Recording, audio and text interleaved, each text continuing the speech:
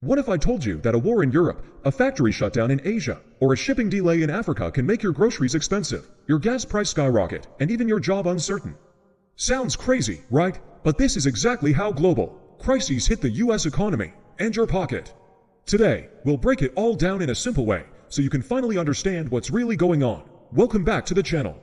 If you're new here, hit that subscribe button because we make complex topics simple. In today's video, we'll explain how global events like wars, pandemics, and supply chain issues impact the US economy. Most importantly, we'll talk about what it means for you and how you can prepare. So stay with me till the end because you'll be surprised how connected our world really is. What are global crises? First, let's define it. A global crisis is an event that disrupts life, business, and trade across multiple countries. Examples: the COVID-19 pandemic, the 2008 financial crisis, the Russia-Ukraine war, or even natural disasters like tsunamis that shut down supply chains. These events don't just stay local, their effects spread across the world, especially to economies like the US that are highly connected. Why does the US feel the impact so much? 130 to 230, the US is the largest economy in the world, but it's not isolated. Everything, from the food we eat to the cars we drive, depends on global trade. American companies buy raw materials from other countries and sell products worldwide.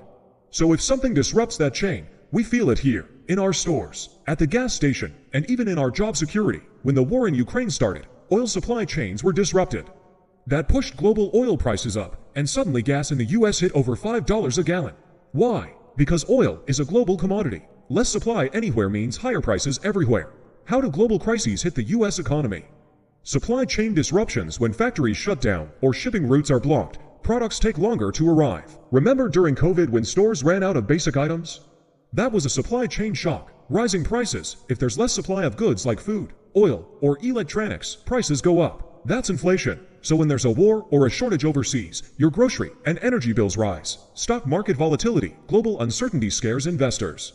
They pull out money, stock prices drop, and retirement accounts shrink. This happened during COVID, during the 2008 crisis, and even after big geopolitical conflicts, jobs and business slowdowns. If companies can't get materials or lose access to foreign markets, they make less money. That means layoffs or hiring freezes. For example, car companies slowed production during the chip shortage. Real-life examples: let's look at 3 recent crises and how they hit the US economy. COVID-19 pandemic: factories closed, supply chains broke, unemployment spiked, and inflation surged. Russia-Ukraine war: energy prices rose, food prices jumped because Ukraine exports a lot of grain. Global shipping crisis: port delays caused shortages of electronics, cars, and even toys during holidays. So why should you care?